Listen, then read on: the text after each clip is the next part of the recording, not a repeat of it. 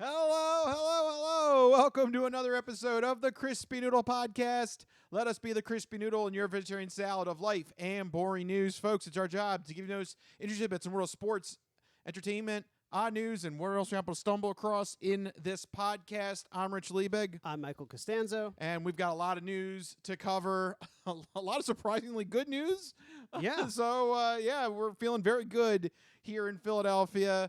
We'll get to all the sports talk in just a little bit, but before we get to that, Mikey, my friend, how you doing? Can you give us any news that's not sports related? Because we're going to have a massive sports chunk in this episode. Yeah, I can give you some non-sports news. I can give you some entertainment news. Okay. Yep. Yeah, over the weekend, I watched, it's called The Black Phone.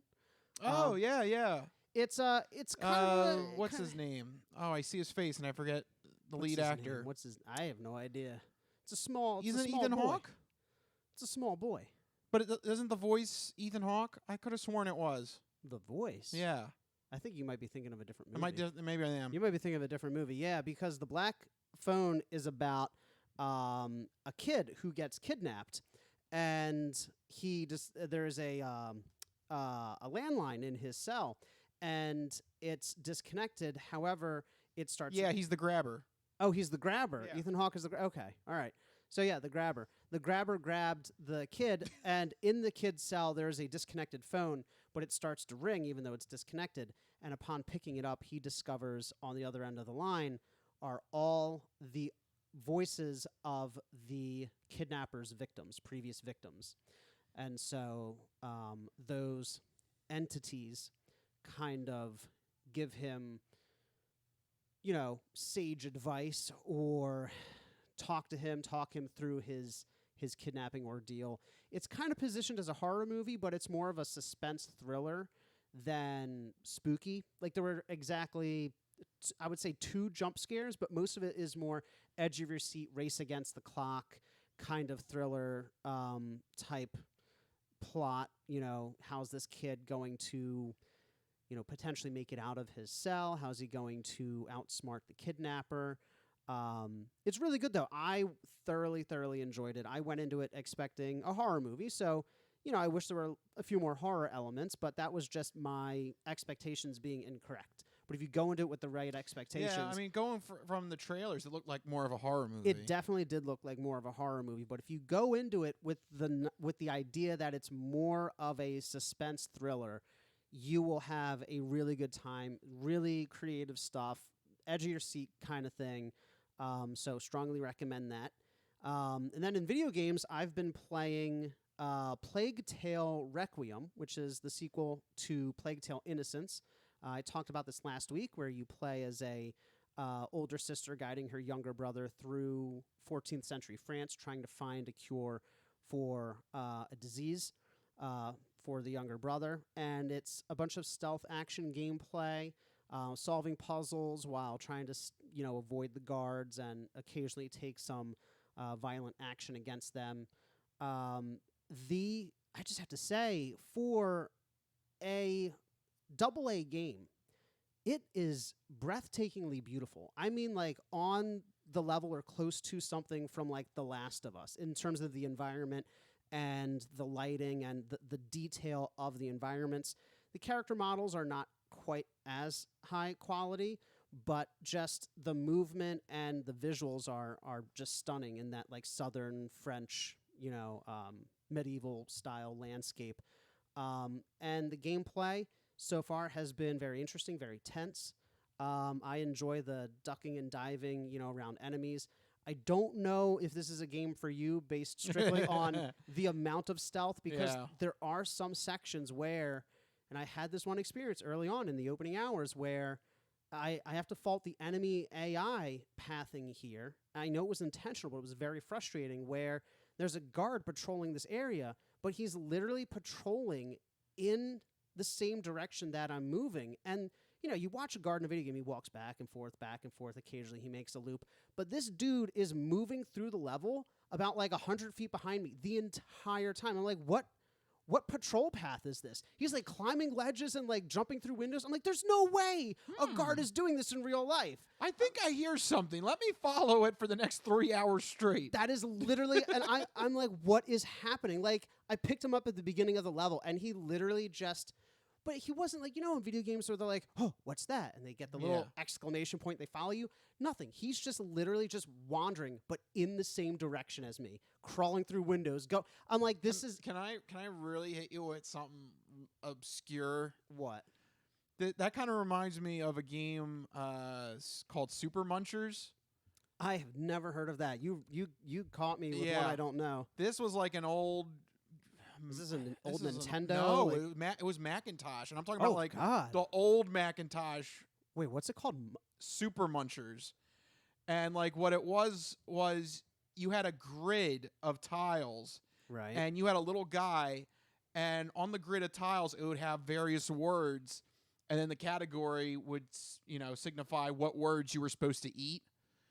But as you were trying to figure out which words to eat, there would be these monsters that would come out from the sides, and there were various like degrees of difficulty, and there was one, I think it was called the Smarty, where like it just blatantly followed you. It was just like, I'm on you. Like it's just like so it reminded me of that. Like you hit the top tier difficulty guard absolutely right out of the gate. Literally everything. I walked into a dead end and he followed me into the dead end. That's when I knew that the AI was just off the rails vindictive. I like literally walked into a dead end and he like beelines. I'm like, what is going on? So in that world, you had the Smarty. It's like the worst version of Pac-Man. Yeah, it's like Pac-Man. Yeah. But other than that one combat scenario, stealth scenario, if anybody remembers Super Munchers, please leave a comment. That is a deep cut. That is like 94. Like that is like literally one of the first games I ever played. That's crazy. And it was like on an old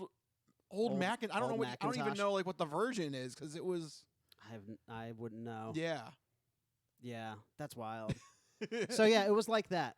Plague Tale Requiem was like a weird Pac-Man Super Munchers where the AI just follows you everywhere. But outside of that, it's been fantastic so far. The opening hours. If you're into stealth action gameplay and you think that the plague-ridden medieval southern France backdrop is interesting, check it out. There's a cool like religious conspiracy plot line underneath it all. So it's another good one. That's what I've been up to. There you go. I tried to avoid sports talk. What have you been up to? Avoiding sports talk. I know, right? I got to try and avoid it because we're going to talk about it in just a little bit. But other than that, I am finally catching up on She-Hulk.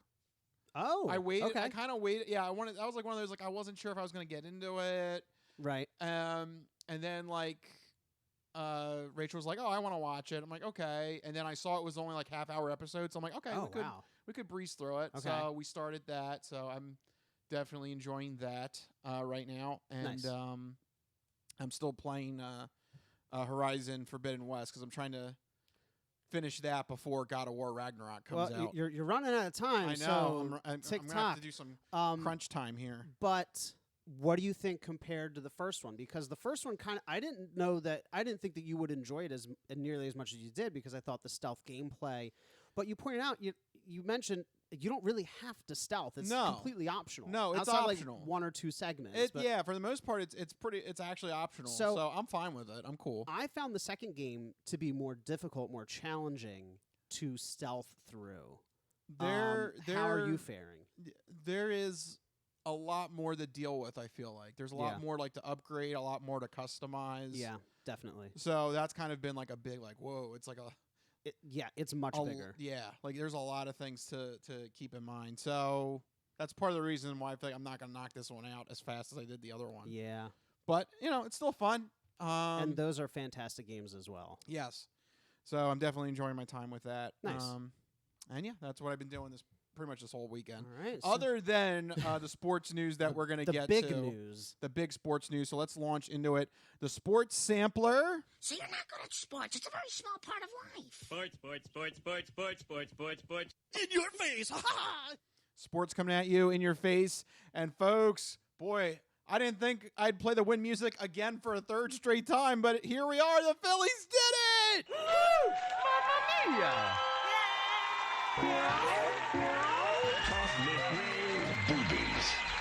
Boobies.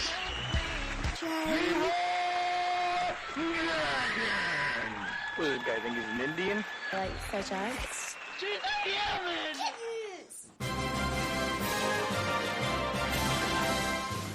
Wow. Yes, the Phillies are in the World Series. They are your National League champions. I am just flabbergasted. Yes. Because when they started their playoff run, I'm pretty sure I said verbatim, "Oh, they're done. They're out first series." Yeah, I was wrong. Just a little bit though. Yeah. But man, they're killing it. They're doing pretty well. They've only lost 2 games in the playoffs, I think. Yeah, that's right. They lost 1 to Braves and 1 to the Padres in this series. Yep. Yeah, that's right. So they've been killing it. They're in the World Series again. I think, does that officially make them the most successful Philadelphia franchise in our lifetime? Because that's the 3rd World Series in our lifetime. Yeah, this will be the 3rd World Series in the last 30 years, yeah. Or That's- 4. No, 4, because they had a run in 92. That's right, they did. They so did. 4. Wow. So in our lifetime, which is shocking to say about the Phillies of all teams. Yeah, But- because the Phillies had a really bad string in the 90s. They were bottom of the barrel. They were bad for good parts of our lifetime. I know this, too, because one of the old Nintendo 64 games I dug up a couple weeks ago was an old baseball game. And What was their overall rating? Oh, God, they were bad. It was one of those, they didn't have numbers on it yet. It was just like a gauge. Oh, God. And, like, all of it was just... Yikes. Far to the left. Oh, they turned all those create a character sliders all the way down kind of thing. Right. But in this case, they may be all the way up. 2 losses in the playoffs. They're heading to the World Series. They look very, very dominant. I mean, they've been winning in pretty convincing fashion. I'm not going to say dominant. I would just say very loose and like they have nothing to lose. And that is totally the case. I mean, this is a team that isn't supposed to be in the playoffs because this is the first time that a 6th seed has been introduced, and the Phillies were the 6th seed. Like, so this literally, is a team, that's why I said they were going to lose, because I'm like, they don't even deserve to be here. This is a team that they are playing with nothing to lose. Do you think people will be pissed?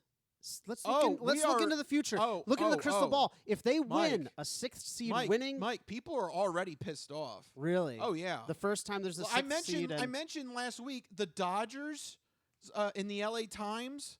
Someone wrote an article saying that there shouldn't be playoffs anymore. Like, oh yeah. Get the hell, man. Yeah. Get the hell out of here. I remember you said that. Yeah, whoever has the best record overall should just win automatically. Yeah, what the hell kind of logic is that? Shut up. Yeah. Also, that would make games at the end so not worth it. Yeah, if you have a big enough lead, it's just that means all the other 28 other teams they don't have anything to play for. Like, so yeah, I mean, like I'm just looking at the so no, there's already people angry about the system that you're mentioning. Fantastic, but nevertheless, screw those guys. It's time. They're just salty. Yeah, it's time to get to the real thing here. World Series, Houston Astros versus the Philadelphia Phillies. Now, the Houston Astros are dirty, dirty cheaters. This is kind of, I hate this. I don't want to like actually say like this is going to happen or that the Phillies are going to win. Well, you better start knocking on some wood over there. Yeah, but let me say something. This is eerily very similar to the Eagles' run because the Eagles defeated the Patriots. Right. Patriots were known for one of those perennial teams that always seem to make the Super Bowl. Right. And they were coming off of a cheating scandal. Right. Right. Houston Astros, they've made now 4 out of the last 5 World Series. They're crazy. Yeah. Philadelphia teams are dynasty killers. This might be We almost killed the Patriots. They came back and won like immediately, but we almost killed them. Well, just one. That was it. That's right, just one. And then They like blew both up. the Patriots and Tom Brady Tom Brady won another one, but Well, yeah, that's Brady. that's Brady. But yeah, the With the- yeah, Patriots just that doesn't count. completely yeah. I'm talking about the actual team. Right. The Patriots they won one more and then now they're nothing. They're Yes. trash. Right. So So I'm do you just think we can saying- kill the Astros too? Well, I mean, so this is the good news and the bad news. Okay. The bad news is the Houston Astros have not lost a single postseason game. That's bad news. That's there's your definition of dominance. Okay. They're really the more dominant team. Right. It's kind of a little bit of a that's a tall task coming up. Yeah, but don't you think they're bound to start losing? Well, like you can't hit 100%. So here's the good news. Okay. the Houston Astros, their last loss came against the Phillies right before the season ended. Hot diggity dog. Right? Is it a chance here? Do you think this could be it? Hot diggity dog.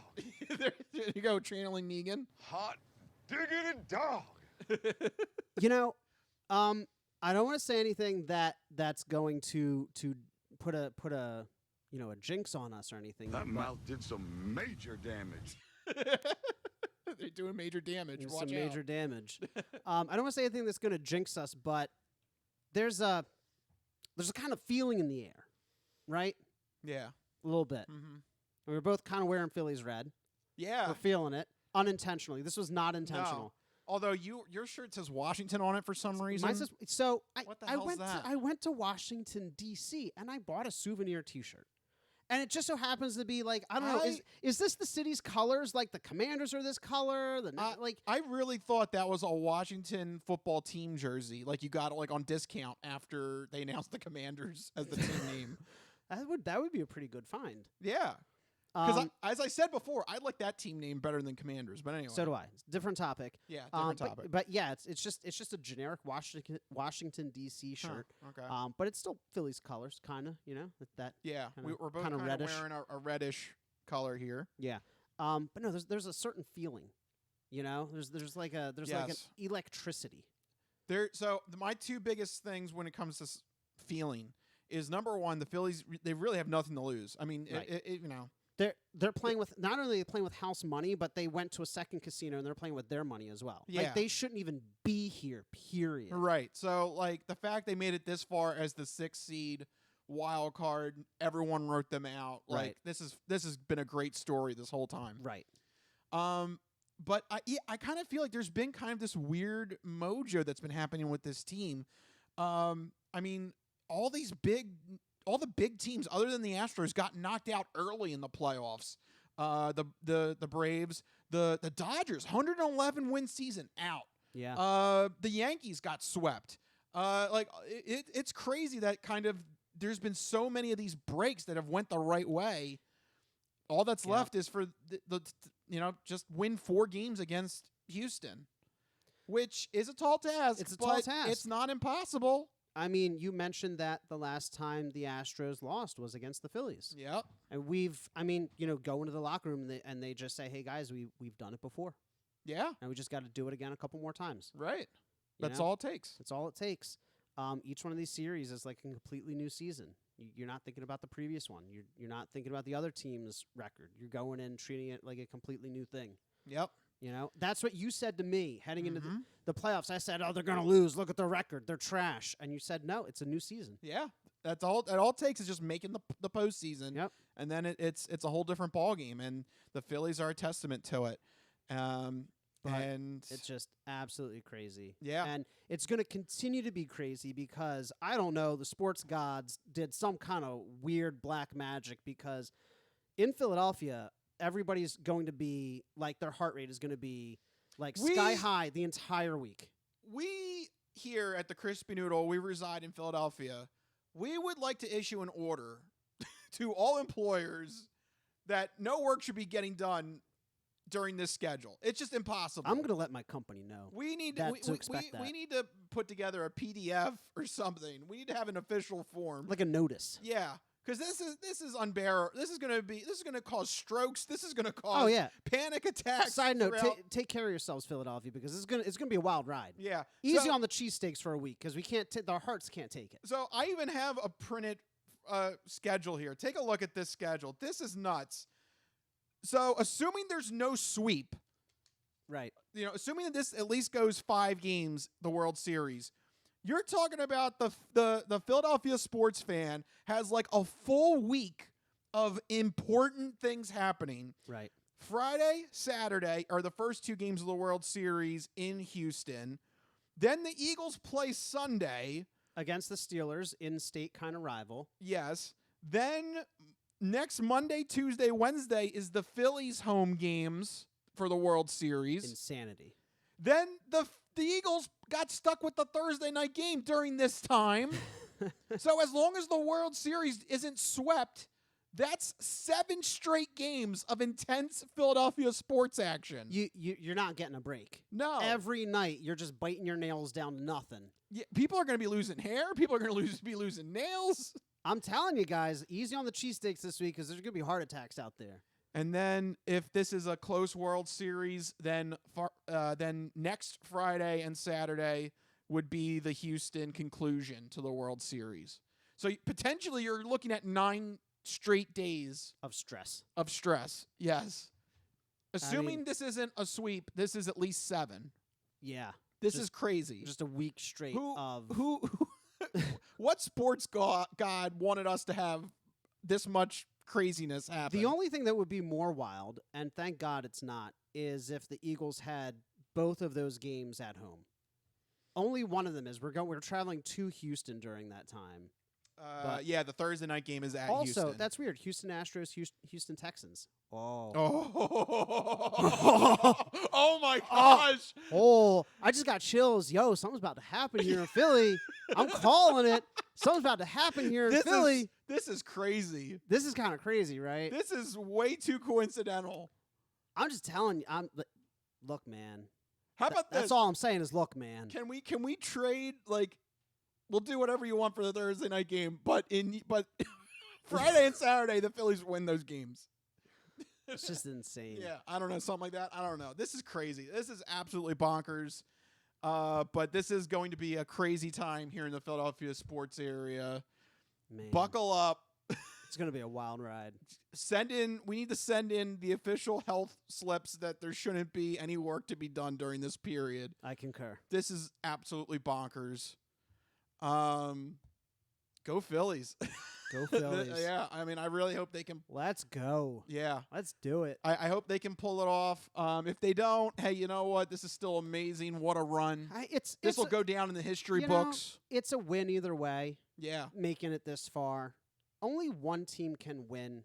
And so you gotta find the silver linings because you're not always going to be that one team. Yeah. Just statistically, you're not. So this, in my book, is a win because we're not supposed to be here. Right. We're not supposed to be here. And guess what? We can at least say suck it now to the Mets, to the Braves, and to the Nationals. We are now the most recent National League champion. There you go. Take that. There you go. So, God bless. yeah.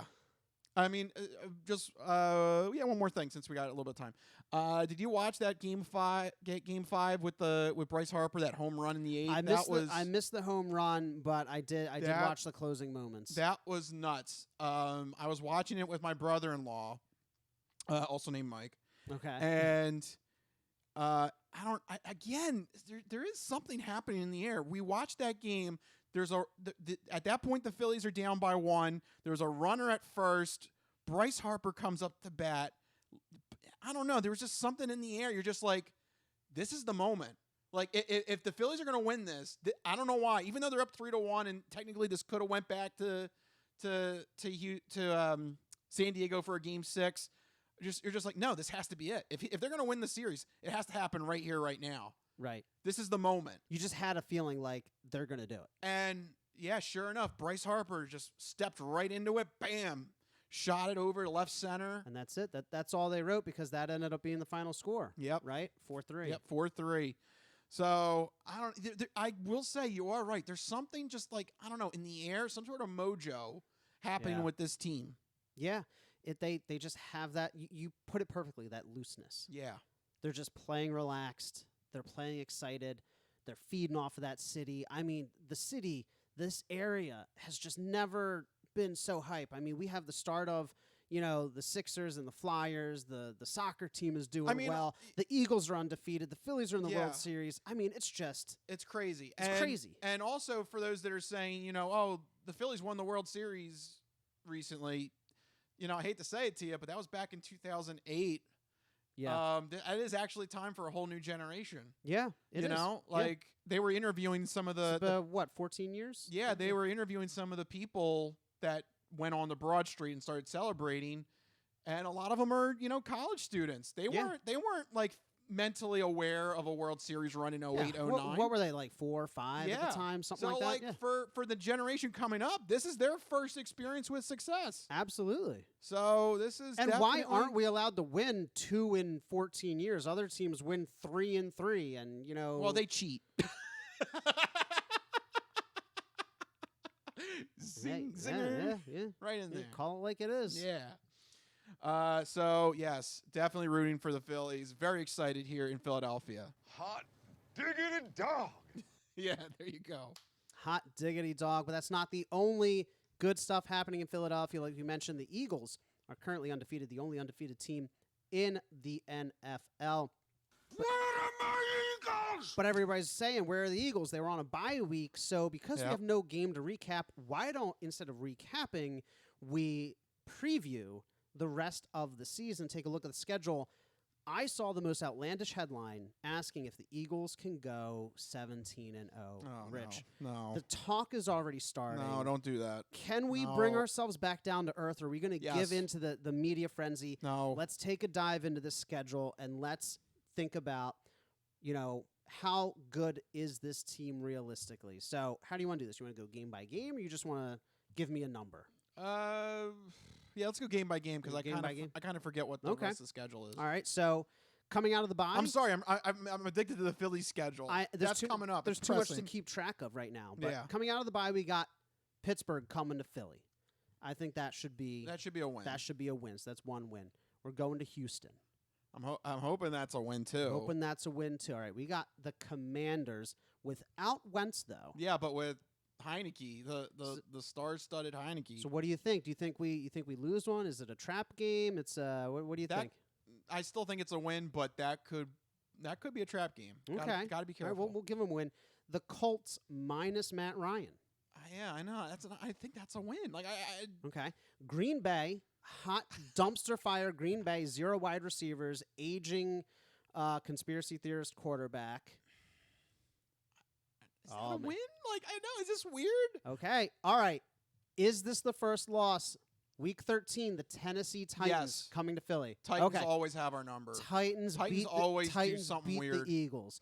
They, Here's they always come up with something. is now the moment we go on a losing streak at New York. At that point, they're Ooh. going to be 9-1, 10-1, whatever it That- is, that- because this season's crazy. Yeah, that could be a loss. Okay, then we get Chicago. I don't. Another one. Like They wrote- I- literally just spanked the Patriots. I know the Yeah. Patriots are bad, and but- they're coming off a bye week on that one too. okay. So is I don't this know. 3 in a row now, or we go back to winning? What do you think? I don't know. That's a good one. At Chicago, I still think I still think they pull it off. I still think they pull it off. I don't know because the Patriots are really bad. So I think they pull off the win. But this is where I'm concerned. Christmas Eve Yeah, Dallas. Yeah, put that at as a Dallas. loss. Put that as a loss. Okay. New Orleans on No, they on should New be able Year's- to handle. should be able to they've handle been New Orleans. kind of Okay. Rudderless Final game of the season at Giants again. at Giants. No, Giants come to town. Put that as a. Put that as a win. I just want them to split the Giants. You want them to split the Giants. All right. Yeah. We already had one loss against the Giants. Right. So put that this as a is win. What do I have? What do I have down? You have the Eagles going 14-3. Let's add one more loss because they're going to be somewhere along the line. Somewhere along the line, they're going Yeah. to drop one. Maybe 13-4. I mean, they're already 6-0. I'll say this: if they go less than 13-4 at this point, that's a disappointment. That You can't start 6-0 6-0 to go. and go 7-4 rest of the season. I think that's there. You go. If they go less than 7-4 after starting 6-0, that's pretty bad. Well, I mean, it sounds like it with some of these opponents because I think this is one of those things at the beginning of the season. It sounded a little more daunting, but I mean, we've seen Green Bay; they're not living up to expectations. Right at the beginning of the season, I'm like, oh man, Arizona's a loss, Dallas is a loss, Colts, Green Bay, Titans—they're all losses. Colts. That's going to be we got to see how well the Sam Ellinger's going to be. He's a nobody. Who is this guy? Yeah. Like we're getting teams Watch. with nobodies at How quarterback. funny would it be if he gets hurt and then the Colts have to go with Nick Foles? Whoa, what a storyline. That's a storyline. I've been watching this. I've been watching Foles climb the depth chart, and I'm like, I'm eyeing this, and I'm a little suspicious here. I'm like, I don't know how I feel about right before the Eagles game, Sam Allinger gets hurt. I'm kind of disappointed that Carson Wentz will not be coming into Philly. Yeah, as that the starter. reception would have He been. really dodged a bullet, man. I hope the fans aren't too harsh on him, but I totally understand if they are, given the way he left the city. Yeah. But I don't know. Does that sound so? What is your prediction on the Eagles' record? Honestly, I was totally comfortable with 14-3. So that means they would go 8-3 the rest of the season. I mean, realistically, the only teams I think we struggle against is we got.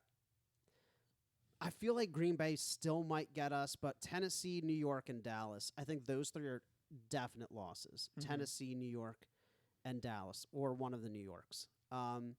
Indy and Green Bay are kind of toss-ups for me, but I think they have a very good shot of only losing 3 games, maybe 4. If they lose 5, then there's cause for concern. Yeah, because they would go 6-5 the last part of the season. That's not looking right. good. You want to do what the Phillies did, get hot at the end of the season. Right, exactly. In terms of the NFC, we're the best team, hands down. In terms of record, yeah. In terms of record, but also in terms of on-field play. So far, but there's still a lot of football left. You're not convinced? There's still, I think, a lot of muddled waters here. Okay. So you're not sold on the team. I'm not sold as them being the number 1 best team in the NFC yet. There's still Who worries you the most in the back half of the season? Because we're heading towards the second half of the season. Who worries you the most in the NFC? Who's our biggest competition? I feel like somebody's going to emerge soon. It might be San Francisco. It might be Minnesota. Could LA Rams come out of nowhere? I don't know. They can't run the ball. So you think that's kind of a big problem in football. San Fran, and we'll get to it in a little bit. They just made a big trade. Oh yeah, we'll get to that in the 3-minute We'll get to that in a little bit. But Minnesota worries me a little bit. Yeah, I don't know. We're their only loss. I feel like there's still muddied waters. Yeah. I'm concerned about the teams right here at home in our own division. Yeah. The fact that Dallas ended up with the record that they do without Dak, I mean, that's a little concerning, and that defense is for real. Yep. That is a tough defense. Yep. And the New York Giants refuse to go away. The Giants, I don't know if it's the schedule. I don't know if they're just having a miracle season, but can that lead into my next topic? Sure. All right. Absolutely. This isn't exactly Bruno called us earlier today. So you know what? I'm going to honor this. This is more of is it a fluke or no? I'm going to bring back the fluke or no segment. How about that? Do it. All right, it's time for Fluke or No, presented by John Bruno Costanzo. Old Open Specials, John Bruno Costanzo presents Fluke or no!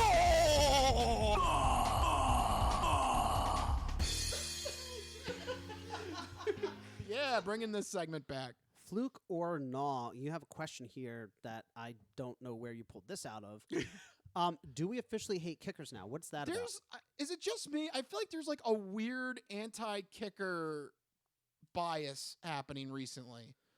Let me give you my 3 bullet points here. First, this started off a couple weeks ago when Jake Elliott got hurt for the Eagles, and basically the Eagles' solution to this problem of their kicker being hurt was, I guess we're just not going to kick anything anymore. Which you might say, oh, what's the big deal? Well, I'm talking about just basic stuff like point after touchdown conversions. Yeah. Like that's a 2-yard kick. You mean the punter can't? You mean to tell me a punter can't come out and do that? Right. Somebody else on the team that happened to be good at soccer can't come out and do that? Right. Sorry, it's not a 2-yard. Oh no, now it's 20 yards. Is it 20? I don't remember what. I don't know. It's still relatively It's still. I mean, there is some risk, but it's not. It's not as automatic as it was, but it's like 99% accurate. 98 something. Yeah, it's still a relative. I mean, in terms of everything, that's still a relatively safe kick. Right. And the Eagles refused to do that, and they had to. That was against the Jaguars. They had to go for it on 4th down instead of kicking a field goal because they didn't have a kicker. So I don't know. That was just weird to me that a kicker goes down and there's no backup kicker, there's no plan in place. Right. to- There's no. I mean, what happens if this is like a major playoff game? Kicker goes down. You're in field goal range to win the game, and you're like, well, what do Sorry. you do? You just shrug your shoulders and like, well, We got to go for it on fourth down. Sorry. That seems kind of like a gap in the plan. Now I Right. know the argument is the kicker doesn't see a lot of action; they shouldn't be getting hurt. But It happens. Yeah. You plant weird. Maybe a defender runs into you. Maybe I don't know. Maybe you sit down weird. You know, these kickers are sometimes old. Maybe they like pop a knee or something. Yeah. Who knows? I don't know. I feel like there should be some sort of backup kicker plan other than Okay. just, we can't kick anymore. I don't know. So the Eagles That's weird. hate the kicker. But then 2 games this past weekend was very odd. And I think this might lead credence to just, I don't know. Do we not like kicking anymore? Is this a thing? First, Miami versus Pittsburgh. Mike McDaniels, they're leading in the second half of the game, 16-10. Very tight defensive game. Points are at a premium here. They're at the other side of the field. They're on Steelers territory. And it's 4th and 1, and they decide to go for it instead of kicking the certain field goal that would have made them go up 19-10, give you 2-possession lead. Right. Like, I don't understand. Why would you not take the definite points, especially in a game that's That's low so- scoring? Right, because with the score, what it was, a touchdown wins the game. Yeah. I You mean, know? you get the well, it comes down to the kicker as to get the point after touchdown. Well, But why not kick the field goal and definitely go up by 2 possessions? Instead, Mike McDaniels calls for a conversion on 4th and 1 and fails. So, although they ended up winning the game, I don't know. I thought that was a weird, like, what are you thinking kind of move. And then our good friend, Dougie Peterson, Dougie P, I don't know, you might want to say he blew this game to the Giants because of this move. Jaguars are up 17-13 late in the game. They're driving down the field, and it's, again, 4th and short. And instead of kicking a field goal to go up 20-13, there you go, a full that's a touchdown. full touchdown. You're at the worst case scenario, you get overtime. Instead, he decides to go for it on 4th down. They don't convert. Giants take the ball. They go down the other end of the field and they win 2017. Just, I don't know. Am I missing something? Did I miss a meeting where we were just like, screw it, kickers suck? Are we no longer the National Football League anymore? It's interesting because this is sort of a recent trend. And Doug Peterson sort of, I don't know if he started it, but he definitely made it more popular. This hyper aggressive go for it on 4th down, like very analytics based approach, where statistically it's always better to go for it on 4th down. Just statistically, 4th and short. 4th and short. That is what analytics says. Always go for it on 4th and short. And I think it is possible to go too far in that direction. You came up with some examples here that could have cost games or did cost games. I mean, Dougie P, I don't know. I And think you could say that cost them the game. I've noticed this when I talk to older fans. Like my uncle, he's been watching the Eagles ever since he came to this country, decades. And he goes, you always take the points. Meanwhile, I'm there, hey, you go for it on 4th. You play a little risky, i.e. the Eagles Super Bowl. You go for it on 4th. In the red zone, you score a touchdown, changes the outcome of the game. His school's thought is you always take the points. You take the field goal, even if you're on the 1. Which is right. I don't know. We see here the outcome if these decisions go the wrong way. But if they Yeah. go the right way, all of a sudden they're geniuses. But I think it as for also- hating kickers, I think it also depends on the mood of the game. you have as to have well. your finger on the pulse. You have to Yeah. figure out like what your players So, want. like, if you're referencing the Philly special, I would say that game, the Eagles were such big underdogs, they had to take massive swings to beat the Patriots. Not only that, but you get a sense of the vibe at the time, and the Eagles were vibing. Yeah. Like they were working on all cylinders. So you go for it in that case because everything is clicking. Right. But these games, you said the example of Miami and Pittsburgh, 16-10. Yeah, that's not a high-scoring game. You're not vibing. Nothing's working. Nothing's clicking. You take the points. Yeah. You got to read the situation. Yeah. But to circle back to the question, do we hate kickers? Absolutely, yes. I mean, that's not even a question because here's the problem. Kickers don't get paid. They don't get respected. they're like, I forget what game I was watching with my girlfriend, and the kicker comes out and he's got like a beer belly, and she's like, "What? Like, who is this? Is this an athlete?" I'm like, "That's a kicker. That's a kicker. That's a kicker right there." And no team has a backup kicker. Not only do they not have a backup kicker, but the kicker and the punter don't even. They're not allowed to crisscross for They some don't reason? ever consider crisscrossing. I I don't know it's two understand different that. schools of thought when it comes to kicking, and I'm sure if anybody out there is listening to this has experience kicking, they'll be like, it's completely different. The mechanics are different. The pace is different. It's stupid to compare the two. I'm sure you're right technically, but In an emergency situation. in an emergency, you're telling That's me what I'm saying. you're telling me a punter can't boot a 30-yard field goal. That's what I'm saying. Thank you. Or how about instead of having it, the holder, do a drop kick. Put the punter in as quarterback for an emergency play. Have him drop kick it through the uprights. Yeah, you're allowed to do that. You're allowed Doug to Flutie it. There are things in the rule book that teams don't take advantage of sometimes. I feel like I always thought if you're in a tough situation with a kicker, drop kick with the punter and as quarterback. Yeah. I don't understand. I don't know. I can't believe the solution is just, we're not kicking anymore. It's just right, exactly. That's the I don't kicker's know. out, you're like, screw it. Yeah. You literally toss the playbook over your shoulder, just go for it on every single play. Yeah, I don't know. That's weird. I don't understand where that's coming from. So by that logic, if your punter gets injured, what do? You're backed up in your own territory. It's 4th and 12. You're at your own 23. You go for it? yeah, I don't know. Is that the logic we follow here? Because extend it from kicker to anybody who touches the football with their feet. Do you have the same logic with punters? I know, right? If they get injured, you just say, screw it. Yeah, we're going every 4th down. I Every don't know. 4th down.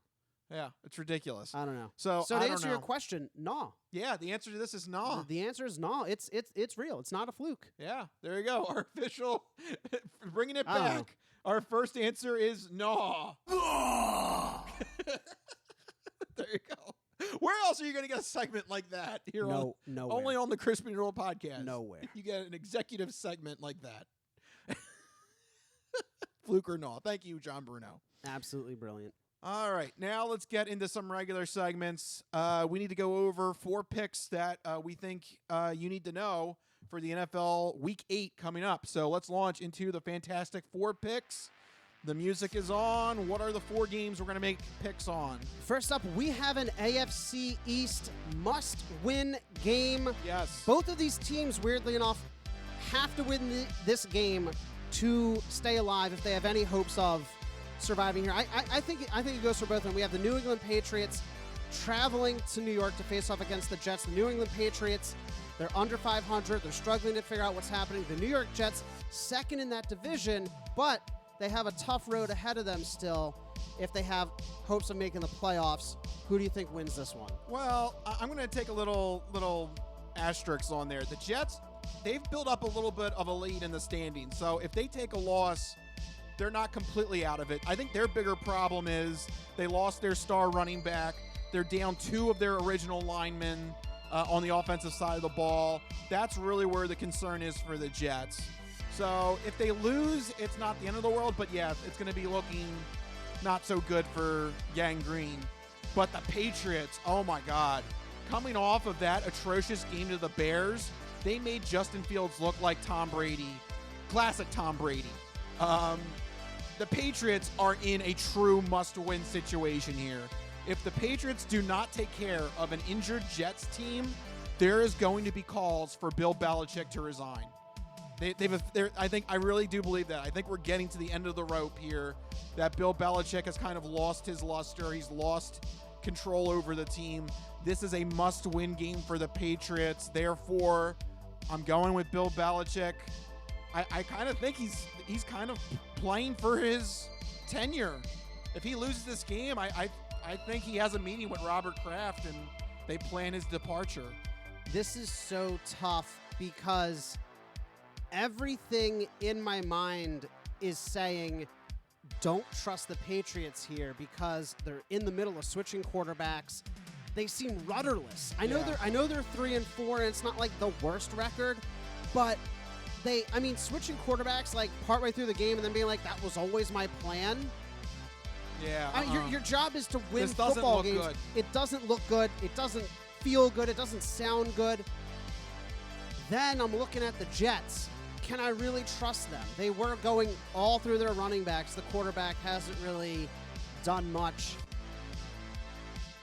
Oh, man, I just have such a bad feeling about this, but I feel like I have to agree that the Patriots have to win this game, and they probably will. I don't think that Bill Belichick will let his team have a dud. No, he can't afford it. In back-to-back weeks. I think he will find a crafty solution to win this game. If he doesn't, his job's on the line. Yeah, it's not out of the realm of possibility, but I feel like he will will it into existence. We've seen it before. Yeah. So I'm going to go Patriots as well. He will sacrifice a newborn baby tonight. Yes. The blood sacrifices will begin in Foxborough. Yeah. Next up, we have a sneaky good game here. Didn't expect to be talking about this one. The New York Giants at Seattle facing off against the Seahawks. Both these teams doing way, way better than we expected. So who's going to win this surprise of a game? This is crazy. Who thought we'd be picking this one? Yeah. I mean, you know what? We were talking about, like, quarterbacks or people that had, like, a make it or break it deal. Daniel Jones. I mean, he's doing everything. He's Danny passing. Dimes. He's running. That's a big factor. They've allowed him to run in this offense. Oh, man. But what about Seahawks, too? Geno Smith. Yeah, Geno Smith is doing pretty well. All these shockers at quarterback. Yeah. I'm going to go just slight edge Seahawks. I like their stout defense. They've also got a star in their wide receiving core that has been lighting it up. Yeah, Geno Smith has been proving everybody wrong. I'm going to go with the better defense at home.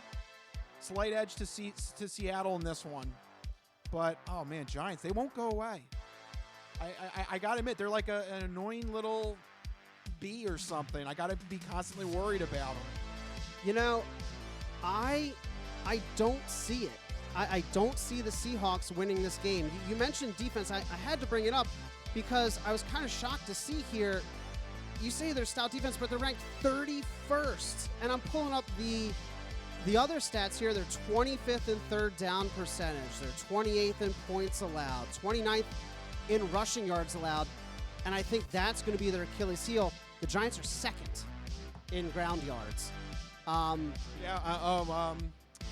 Barkley having a renaissance. A comeback. He should be eligible for comeback player of the year. He should be. But I mean, if they control the clock, control the great game on the ground, I think, their biggest strength aligns perfectly with Seattle's biggest weakness.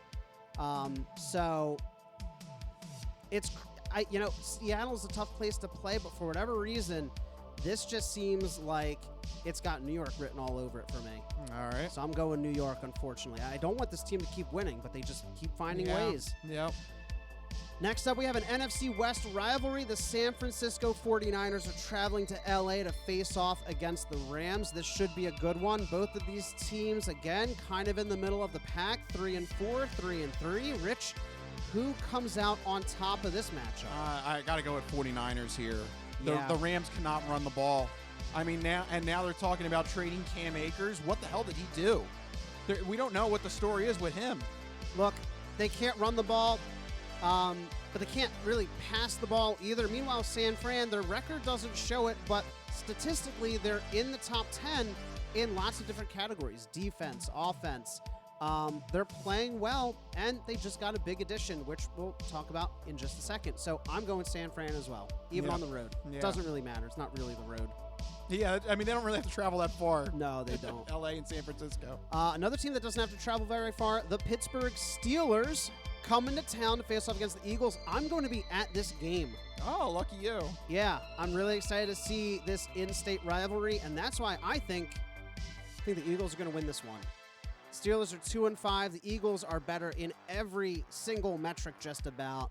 And they're just feeling that positive vibe from the city in general, plus coming off of that week of rest. And not only that, but I'll be there, so they have to win. I'm going with the Eagles. Yep, I think Eagles do take care of business here. They're going to be well-rested coming off of the bye week. The Steelers, I don't know. They go back and forth between Pickett and Trubisky. That's another one that I'm not sure if Pickett's the guy team yet. that constantly switches back and forth between quarterbacks, I don't trust them. It means they don't have a solid game plan. Yeah, it's not a good sign.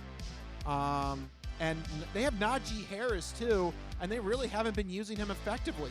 He's had like one of the lowest running totals for a starting running back in the NFL. So Yeah, he's only averaging about 3.3 yards a carry. yeah, not good. No. So I think that should be something the Eagles should be able to take advantage of and go out with a win. Yeah, absolutely. So there you have it. Those are our fantastic 4 picks for Week 8. It's looking good. Yeah, Week 8, we are moving right along with the NFL season there. All right, and let's get to something I think we've inadvertently teased We've this. teased this in every segment here in the sports so far. Because we want to talk about it specifically on its own accord here in the 3-minute drill.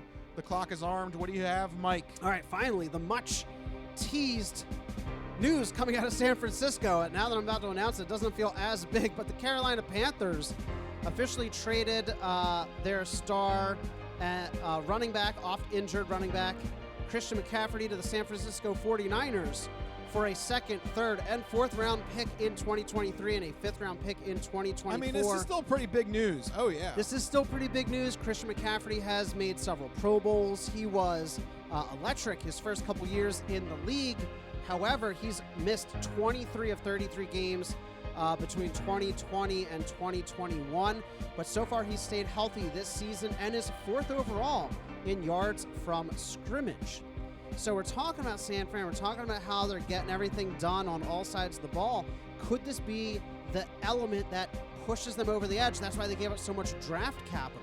This just gives the San Francisco offense another one of those crazy dual weapons because Christian McCaffrey can catch. They love those. He is one of those. He doesn't have to be a straight up running back. He can line up outside. He can become a target on the outside. I mean, this represents just a lot. But between him and Deebo Samuel, oh my gosh. Also, Kittle. There's he so go many tight end, wide receiver. You mentioned it perfectly. They love those dual threat players. Yeah, there's so many creative formations they could come up with, creative plays. I mean, I think that's really what this brings to the table is just another dimension. It's going to create nightmares for opposing defenses because if you get Deebo and McCaffrey out there at the same time, both in the backfield, you got Kittle lined up at tight end, then all of a sudden Kittle motions out to wide receiver. Deebo's, running a swing route. Christian McCaffrey's doing something else. Who do you cover him with who? Yeah. Do you bring safeties down to cover the running backs? That leaves Kittle wide open. Yep. So that's like the next dimension of chess level that we're talking about here. Right. This really takes the offense to another level. And honestly, going back to our previous talk, I don't know. I think these are the elements that I think the Eagles are going to fall short in as we get to the later stages of the season. It might become a problem here. Yeah. And then on the flip side of things, Panthers are going fire sale, are they not? I mean, they're giving up. Oh yeah. Although they randomly beat Tom Brady and stuffed him, he didn't score a touchdown. Go figure. What is happening in the NFC South? If you're going to tank, you got to tank. What is happening in the NFC South? They're a disaster. All I know is we're going to end up with a top 5 pick, which I'm good. really excited about. Because we have the Saints pick. Yeah. Oh. So we're going to end up with like number 1 overall and number 32 overall. Woo! Yeah, that sounds good. Take that, world. You don't want Philly to be successful? That's what happens. We end up being successful anyway. That's right. Let's go. Phillies and birds. There you go. What a conclusion here like for the sports main meal. It seemed like it wasn't really a sports sampler. It was enough to stuff you, but hopefully you have a little bit of room left because we have more show coming for you guys. Yeah, we have a little bit more show after all that sports news happened, but we had to give it its main due course because so many good things are happening here in the city of brotherly love. So there you go.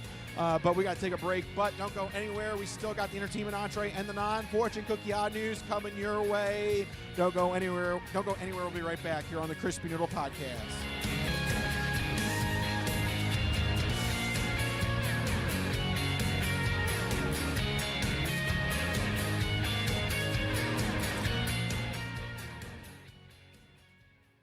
Ready for the weekend? Happy Friday. Hi, my name's Marie, and I'm an artist who's been making Happy Friday doodles every week for over 7 years. And now you can own my art collection in this Volume 1 and Volume 2 art series. These doodles span across multiple themes, yearly festivities, various countries, languages, and more. Both coffee table books have something for everyone and are the perfect conversation starter or gift for a friend. Really, anyone who enjoys a good weekend. Available on Amazon, Ingram, BookBaby, Barnes & Noble, and more. Visit happyfridaydoodles.com/books and get your copies today. Let's celebrate the best day of the week. Happy Friday.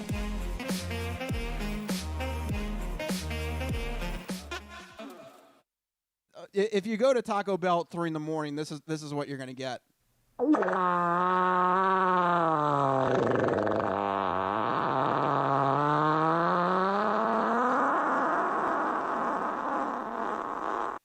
Yeah, That clip is already coming into play. Yes, already. So there you go. Stop. What happened?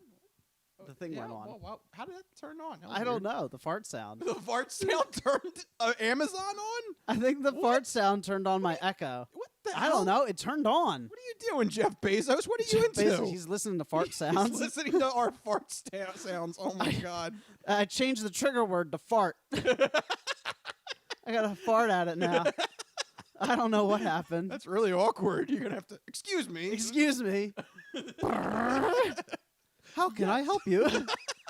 You may need some bowel. Do you want me to automatically order you Pepto-Bismol? I don't know why.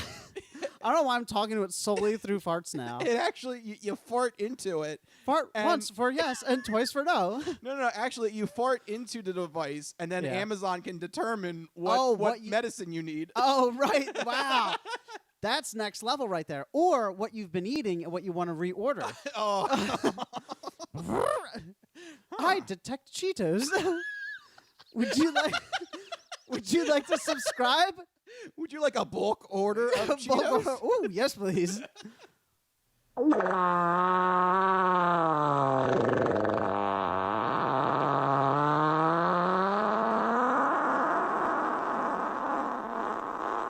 Cheetos ordered. Cheetos. That story took a turn. Yeah. Cheetos ordered. Okay. All right. There you go. The latest from Jeff Bezos and Amazon. It's amazing technology, I tell you. Yeah.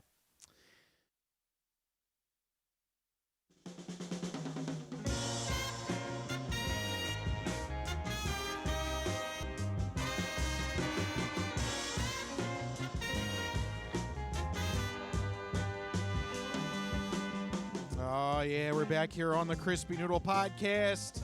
Yeah, there's a lot of sports news there. It took up a good chunk of the show there, but we had to. I mean, how often are the Phillies in the World Series? Come on.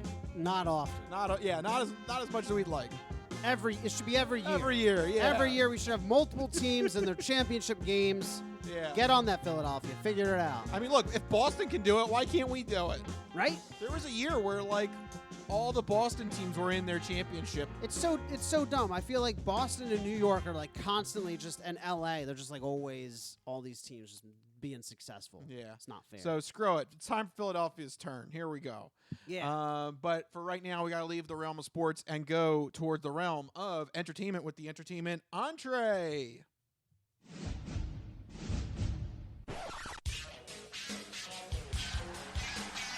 And now, the latest in movies. The Simpson guy writes to movies. Dear Die Hard, you rock.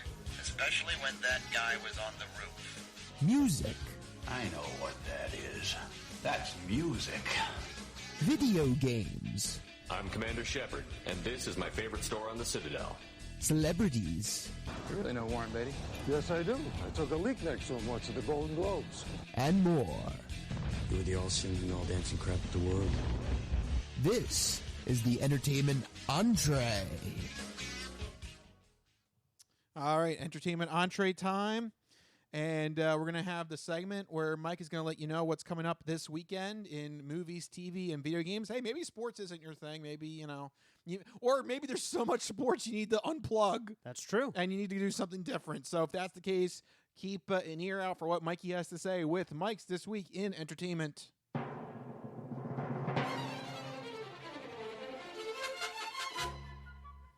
All right, Mikey, what do you got for the people? All right.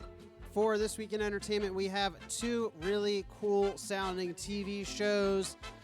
First up, we have The White Lotus returning for its 2nd season. This was originally intended to be a miniseries, and then first season won 10 Emmys.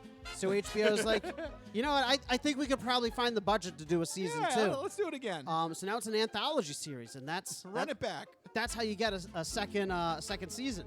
Win 10 Emmys. Win 10 Emmys. Easy. Yeah, right? step 1, win 10 Emmys. Right.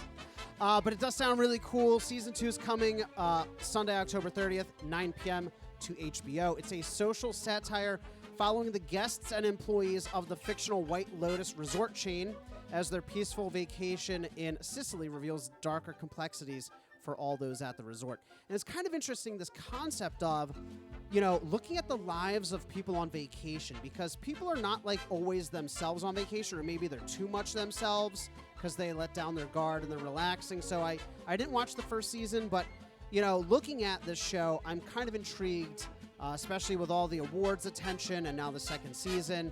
It did very well critically, obviously, so go check it out. That's The White Lotus on HBO. But on Netflix, this one I'm also really excited about, especially because we're heading up to Halloween here. Guillermo del Toro's Cabinet of Curiosities coming to Netflix this week. It's a new horror anthology series perfectly timed for the run-up to Halloween. 8 episodes in this series. 2 of them are original stories by del Toro.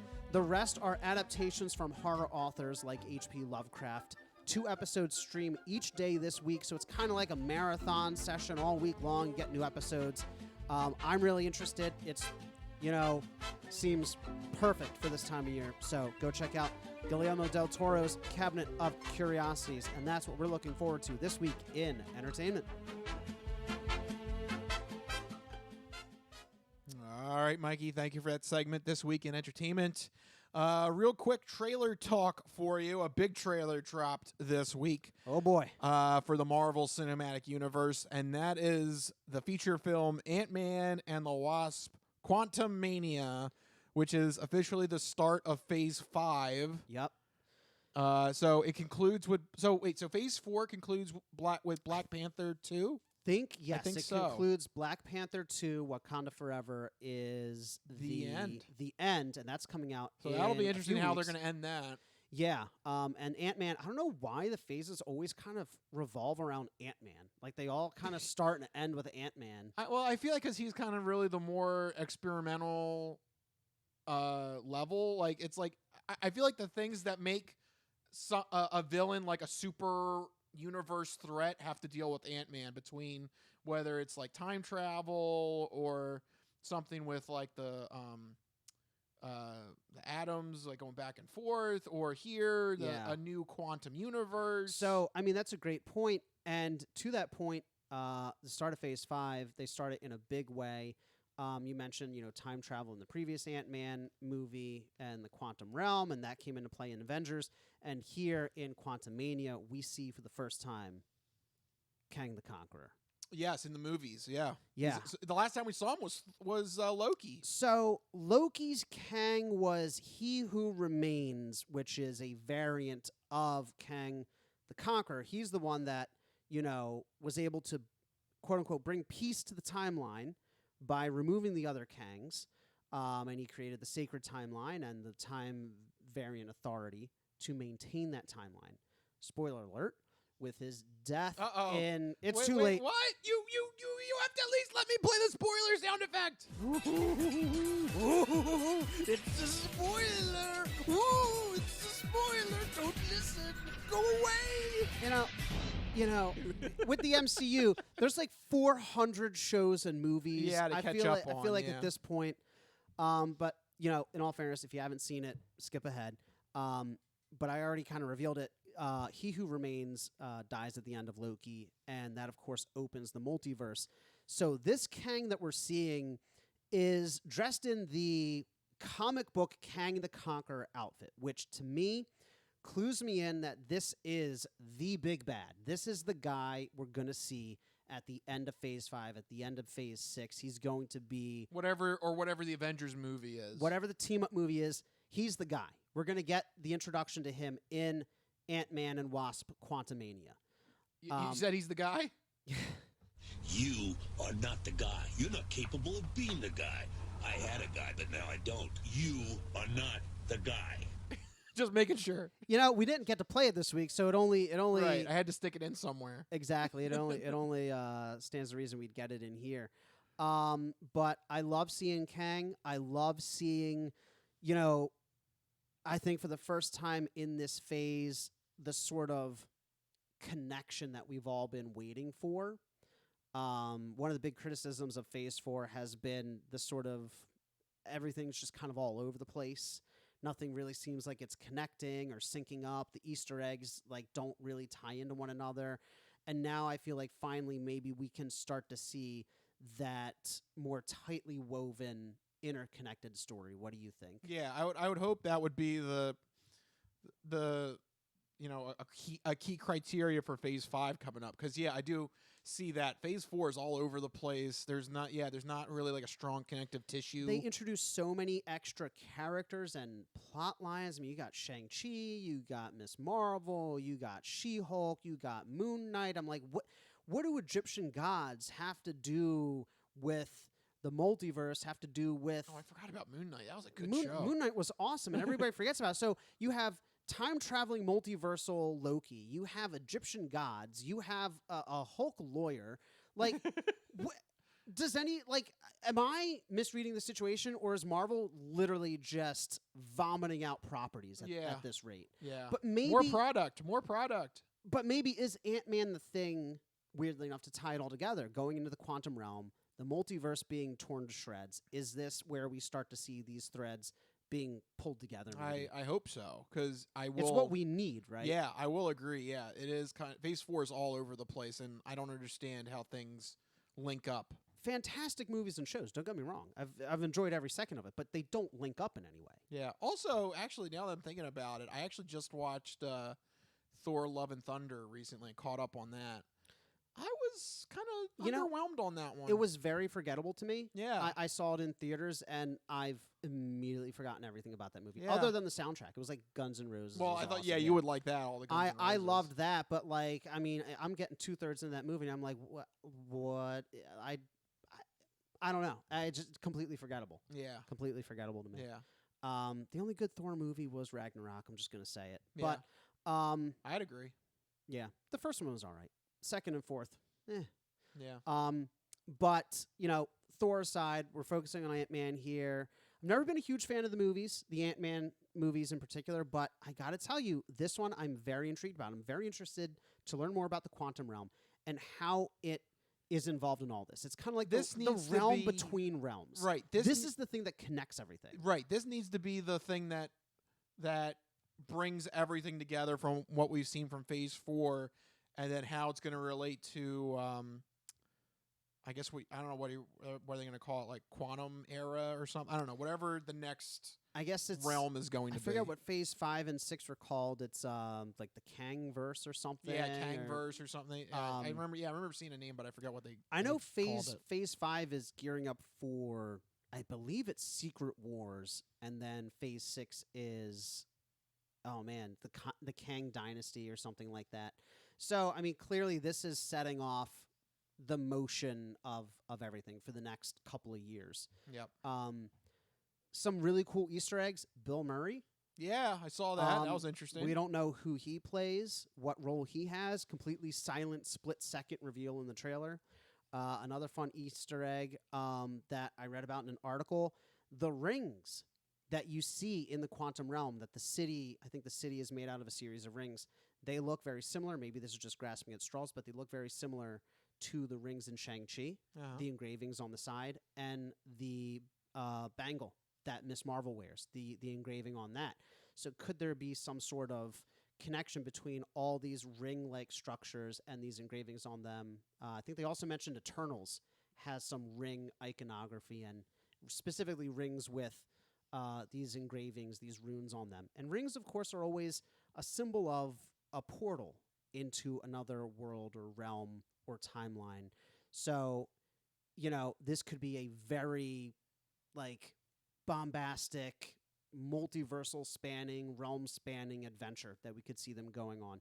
And that's really exciting to me. I think that's really neat to explore this realm between the realms kind of concept. Yep. It could be one for the books for Marvel. And people are comparing it to, they're saying it's very Star Wars-like with all the weird alien creatures and the visuals and the, So, I think a lot of good stuff to take from the trailer. Yep. Speaking of moving to other universes, we need to move the from scariest universe of all. We need to move from the entertainment world and go right to the non-fortune cookie odd news. We've been talking about cool and its ramifications and how it applies to the hip scene. But maybe you could give us some examples now of the opposite of cool, uncool. Just exactly what is uncool? My nipples look like milk duds. Holy shnikes. It's time for the non-fortune cookie odd news. It's not of this world. I don't know exactly what it is or what it's doing, but this is not human intelligence, okay? It's not human intelligence we're facing. How you doing? Me? I'm doing great. Mandada bastata. I don't make this stuff up. I'll take a pound of nuts. That's a lot of nuts. That'll be $4, baby. You want fries with that? I seen the celery dance across the baseball fields. You had me at Meat Tornado. No, go past this part. In fact, never play this again. Okay. What does that mean? And now it's time for the non-fortune cookie odd news. So sit back, get everything you need to get from the kitchen.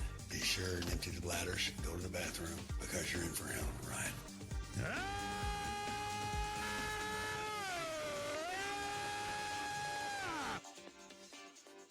Woo, odd news. That's right, everyone. It's time for the non-fortune cookie odd news. Here in this segment, Rich researches the news, he reads the news, and I react to the news. He finds a weird and wacky story and keeps it hidden from me, which means that all of my reactions are my genuine gut reactions to hearing this story for the very first time. I don't know what's about to happen. You guys don't know what's about to happen. And even Rich doesn't know what's about to happen because these stories always take us down wacky and wild paths. And I'm ready to get started. Where are we heading to, and why is it always Florida? Well, if we hurry up, I think I can get 2 stories in. Let's do it. Vamonos. This first story is Florida. Now, who is this guy in Florida? It's Florida, and they're crazy. And this one might make you second guess having a kid. Uh-oh. Yeah. Oh, I'm just going to put it out there. This story is single-handedly going to slap the chastity belt on hundreds of people. Yeah, because, man, kids are up to no good. Uh-oh. What are these rapscallions getting up to now, these whippersnappers? Yep. I'm just going to read the headline as it is.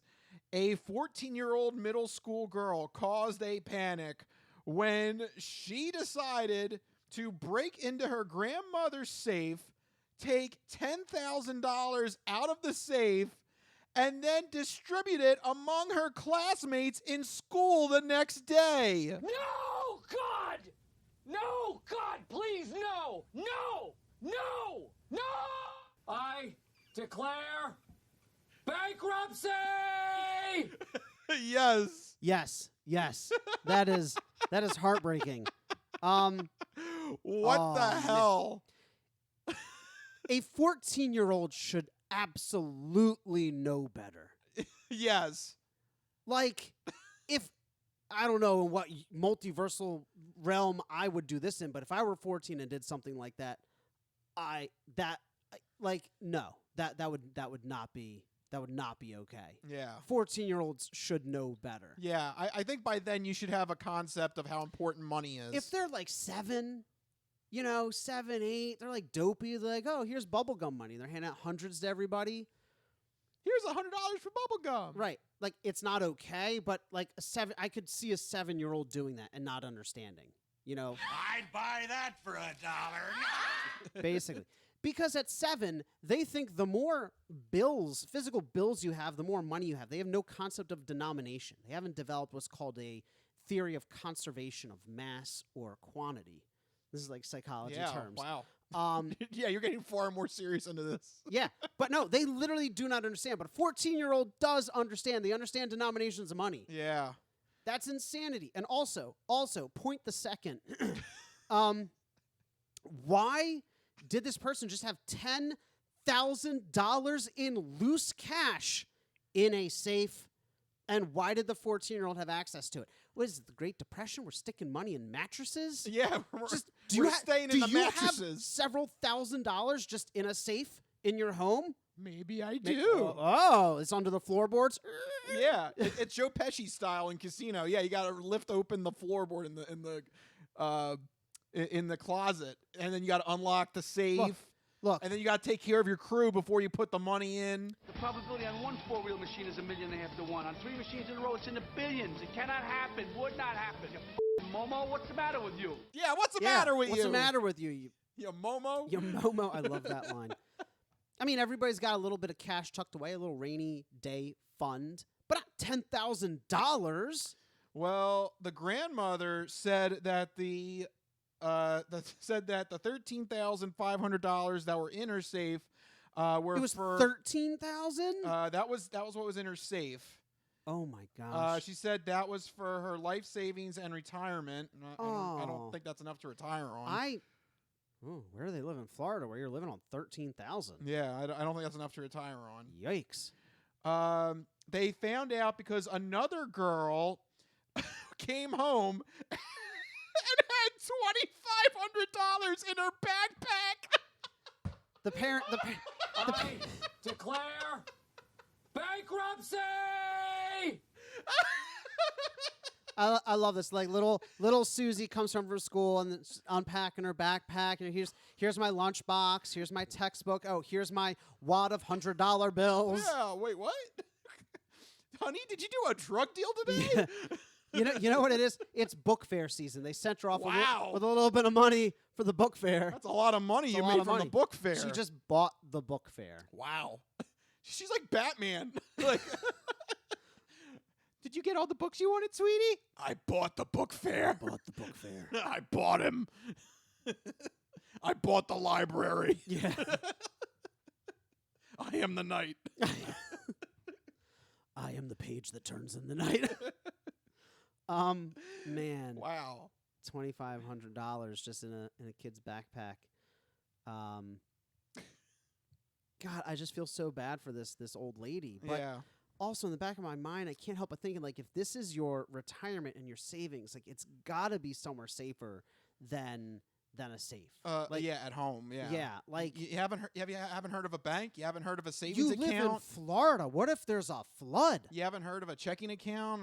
Yeah, right. Something? Like anything. Yeah, something. Maybe get you like a online account.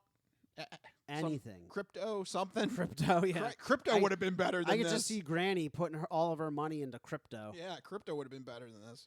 But man, that's awful. That's sad. The school has sent messages to all the parents of the children asking them to, quote, please return the money if your students collected them. That ain't never happening. No, sorry. Look, I'm sorry, man. Maybe like a few parents will come back and return some of the money. But here's the real deal is those kids, one, they're all 13, 14. They understand. You know what? They understand money. They're not telling their parents. It just hit me. What? Remember in the 1989 Batman where Joker is just throwing out money? That is literally what happened in this school. She just waltzed in with $10,000 stolen money and just start throwing it into the air. Yep. Yeah, that brings up a good point. Trust. Oh, got your money. It was a Prince song. Oh my God. What you'll do for your trust. I'll pose this question to you, baby. You remember that? No, I don't. But thank you for that brilliant rendition. Yeah. I feel like I'm like there on set. Money will do you. Yeah. That's all Jack Nicholson does. Yeah, he's just throwing the money as the Joker. Yeah. No. Oh my gosh. What I'll make you do and you'll trust. But this does bring up damn copyright. I want to play the song and I can't. No, you can't. You can't copyright. Do it. You can't get those copyright strikes. Rest in peace, Prince. Rip. But this does bring up another good point. Is I want to know how this little girl is distributing this money. Is she doing the whole like wadded up money like high five thing where you transfer the bills? Is she just going around at recess and just handing out like stacks of 20s? Because this is $10,000. This is a lot of money. The teachers don't notice. She's just like tossing bills in the air or like walking around and handing out wads of cash. Like, right. So like I don't think she could have done it like on the down low. I feel like she had to make like a spectacle of this. You think she walked in the classroom and literally upended her backpack and just bills are flooding, and the teacher's like, I don't get paid enough for this. The teacher was on the ground. The teachers are probably like, I'm collecting some of this. You know, it's sad, but out of all the people in that classroom, the teacher deserves to have that money the most. She's on the ground grabbing the money with the kids. She's clawing over the kids. She's hitting them with rulers. Get out of here, Billy. Yeah, right? I don't need you right now. They're only 14. The teacher can take them. Yeah, get out of here. But that money's never coming back to that lady. And I'm going to go with that. The girl that had the $2,500. I'm going to say maybe she's like a friend or something. Maybe like she got like first taste. She got the first taste. Yeah, that's a lot of money to give to one person. Here you go. Yeah, you're my best friend. Here you go. You get a little taste. Here's a little something for you. Right. Don't spend it all in one place. Yeah. Like I'm doing. I don't know why I feel like this little girl is now like some like mob boss. I just don't know what compelled her to do this. Yeah, like did she give a reason? No. Does she like hate her grandmother? Maybe. I have no idea because or is she just like stupidly generous but like in the worst way possible? Well, yeah, this might be the worst way possible because unfortunately the school officials have said that they've only recovered $700 plus the $2,500 that the woman had. So what did I say? That money's never coming back. They got a third of it. Yep. Only got $3,200. I wager they'll get up to about 5, maybe 6, but there is a large portion that's just gone, and that is heartbreaking. And that girl is awful. She doesn't get a birthday. She doesn't get Christmas. No. No allowance. Nothing. At 14, she should declare bankruptcy. I declare bankruptcy! And it should be like that. She should have to march in the room and just shout it. Yeah. Look what you did. Yeah. That's awful. Yeah. Man, wild. Yeah. True story in Florida. Are kids dumber? Yeah. I feel like they are. Like our kids, I don't want to be I like don't know. I don't want to be one of those old people that's Yeah. like, oh, the new generation. No, Is it us being older or is it? Are we Principal Skinner? Am I out of touch? Right. No, it's the kids who are wrong. Yeah. Have we officially hit Principal Skinner level, or is it legit? Without getting too. Is this fluke or not? Do we have to redo Fluke or Gnaw? Open Specials, John Bruno DeSanzo presents Fluke or Gnaw! Yeah, I don't know. So this is an impromptu bonus segment of Fluke or Gnaw. Fluke or Gnaw. Are kids dumb? No, are they dumber? Are they dumber? Have we actually gotten to a point where the kids are dumber? We did some pretty dumb things. I know. But I don't the way you said that. The way you said that. I'm gonna go. Yes, I'm gonna go. I'm gonna go with Fluke. They're not dumber because the way you said that. Yes, we you're did. like, yes, we did. We did some dumb things, but I still would know the value of $10,000 if you presented it to me in cash. At 14, if someone was like, at here's 14, yeah. So let me tell you a story. I could have had a mint condition Charizard card when I was 12. I tell this story to everyone who will listen. Yes. I was an altar server. When you serve at a wedding or a funeral, you get money, right? You get $10,000. No, I got $40. I walked down to the comic shop. I had the $40 in my hand. I was going to buy a single Pokemon card that's now worth over $1,000. I was gonna in mint condition. In mint condition. It would not have been if I had bought it. Right. See, that's the thing that always gets me. They're like, oh, it's worth so much. But right, just you're a kid. You're playing. Yeah, hold with on. it. Just a side. Okay, yeah, because you have. I have some Pokemon cards, and I do have a couple Charizards, but I guarantee you they're not worth that much money. Like, it's just because you played with them. You played with them, right? Like, what are you gonna do? Are you gonna tell the kid, "I'm gonna buy this for you, but don't open it out of the don't Right. you dare use it? Like, no. Right, exactly. Like so that's the thing that always gets me about those kind of value estimates. It's like you have to have it in mint condition. Right. If you do have it in mint condition, what bastard are you that like you showed it in front of your kid and you're like, you never play this. Yeah, Bye." right. You had to have been an adult at the time because at our age at the time, we're like 9, 10 years old. I'm playing with that. Yeah. But long story short, I was about to buy it. Same thing with VHSs too. That's another thing too. Are they valuable? Yes, but it has to be mint condition VHSs that that haven't been like played. So like, what are you doing buying VHS tapes just never when watch they it. were when they just came out and like were actually like $20-$25 and then you never watched them? Yeah. You know, Especially so- since that was the only way to watch movies. Yeah. So Anyway.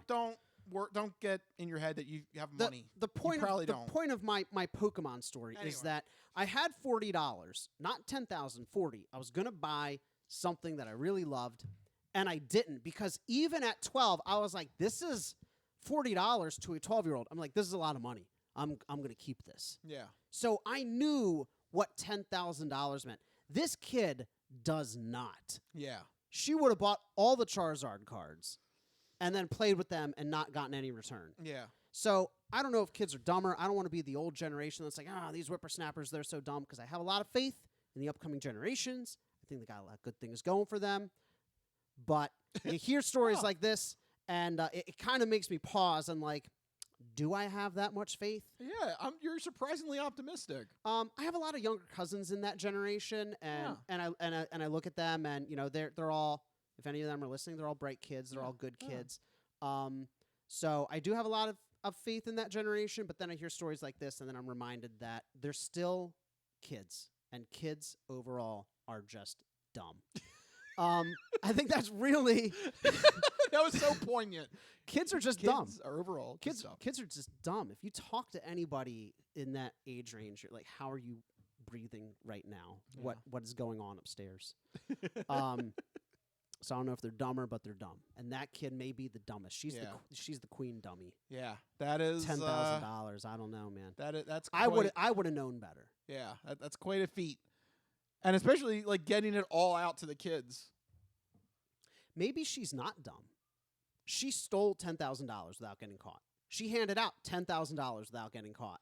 No, she got caught, but only because her friend is a dirty rat bastard.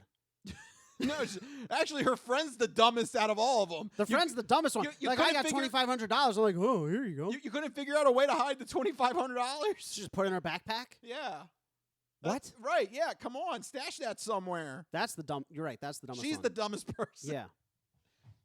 The girl stealing it, she's pretty dumb. But the girl that couldn't hide the $2,500, she's the dumbest. If I'm that kid and I got that kind of money, I'm putting it in my sock. I'm hiding that stuff. You put it in your sock. Just not in the backpack. Do kids know what socks are? Do kids wear socks? Yeah. Are they too stupid to wear socks? You put your money in your sock. These kids. I knew a kid back in the day who used to put his Pokemon cards in his shoes. Yeah. It was gross. Look, you got to do what you got to do. If you don't have a backpack, you don't have a carrying material. Put them in your shoes. Yeah, that's what you got to do. Anyway, let us know. Are kids dumber? Yeah, you know what? Tweet at the Crispy Noodle. Right. Hashtag. What's the hashtag? Are kids dumb? Yeah. Or kids are stupid. Yeah, I don't. Or $10,000. Hashtag $10,000. Yeah, I don't know. But you know what? Unfortunately, I'm gonna go with it. We have to end it there because that was. No! Yeah. I burned all our time ranting about we kids. We had to. That was a good one. You know, we had to chase that one down. Yeah, that deserved a deep look. You know, it was one of those things where like the headline kind of gives away the whole story, but at the same time, you're just like, what happened? Those are sometimes the best stories, the ones that have zero information, so you just run wild with them. Yeah. And you only get that type of content here on the Crispy Noodle podcast. That's right. So make sure that, number one, you are following us on all of the social media channels, Facebook, Twitter, Instagram. Make sure that you visit our website, thecrispynoodle.com. And then most importantly, make sure you're subscribed to us, whether that's on YouTube or on Facebook Watch or on Spotify. You get the video version of the podcast at those 3 locations. In addition, You can put us in the background on YouTube or on Spotify. So if you want to listen to us as an audio-only podcast, you can do so that way. Yeah, So, absolutely. Many ways that So you can listen to the podcast. Yeah, so many ways to listen to the podcast. But if you need to get in touch with us individually to share your sports, entertainment, or odd news stories, or to comment on a previous story, such as your opinion on whether kids are dumb, yes, let us know. You can find us individually on Twitter. I'm at Mikey Costanzo, MikeyCostanzo. And I am at Rich Liebig, RichLiebig. Find us on the Twitters. Let us know what's happening. Let us know how you're watching the upcoming World Series with the Philadelphia Phillies in them.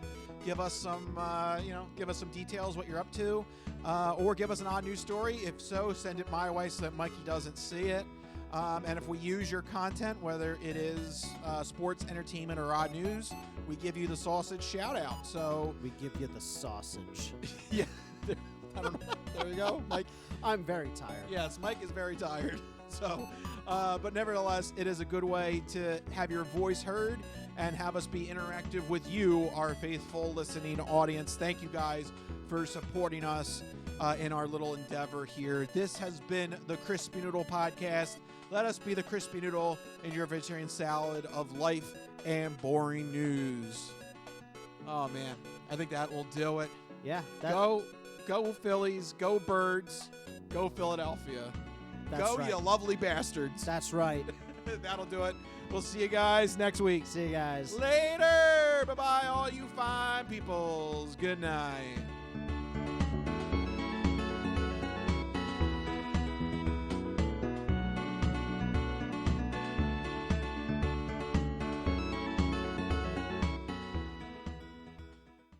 Some of us have great stories, pretty stories that take place at lakes with boats and friends and noodle salad. A lot of people, that's their story. Good times, noodle salad.